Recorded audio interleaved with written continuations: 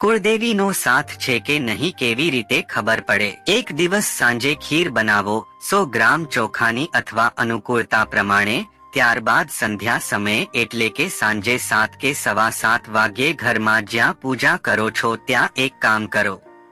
પૂજા સ્થાને યોગ્ય આસન પર બેસીને ઘીનો દીવો પ્રગટાવવો.